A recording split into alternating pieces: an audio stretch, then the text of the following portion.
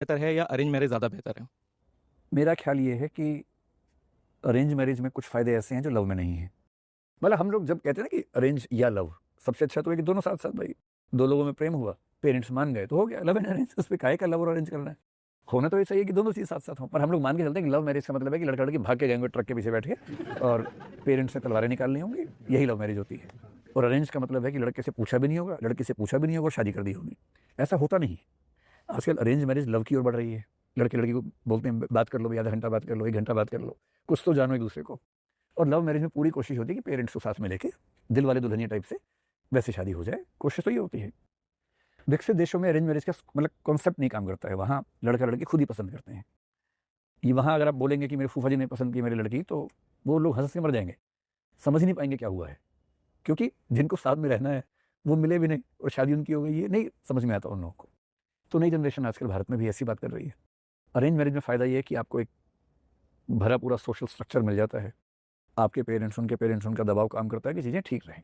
थोड़ा बहुत तनाव हो तो अलग नहीं हो गए, दबाव से, बातचीत से चीज़ें ठीक हो जाती हैं। प्रेम विवाह में ये है कि आप जानते हैं किसके साथ गए हैं, तो एक कम्फ़र्ट लेवल ज़्यादा रहता है। विफल दोनों होते हैं, खूब होते हैं। अरेंज मैरिज की नहीं चल पाया, नहीं सहमति बन गई। अरेंज मैरिज में ये ज़रूर है कि तलाक कम, मतलब मेरे पास डेटा नहीं है पर मैं मान के चलूँ कि तलाक कम होते होंगे। पर तलाक कम होना मेरे हिसाब से कोई क्राइटेरिया है नहीं।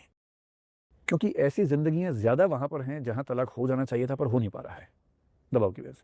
उस लाइफ़ को मैं तो लाइफ़ नहीं मान रहा हूँ। अगर आप उसको बहुत अच्छी ज़िंदगी मान रहे हैं, अगर ये सर्टिफ़िकेट है कि देखो ज़िंदगी गुज़ार ली साथ में, तो फिर तो बात अलग है। लव मैरिज में क्या होता है कि अगर वो थोड़ा-सा आकर्षण हुआ 6 महीने, 1 साल का और आपने शादी कर ली उत्साह में आके, तो बहुत खतरा है कि बम फटेगा अगले कुछ साल के अंदर-अंदर। तनाव वहाँ ज़्यादा क्यों होता है? क्योंकि परिवार छोड़ देता है।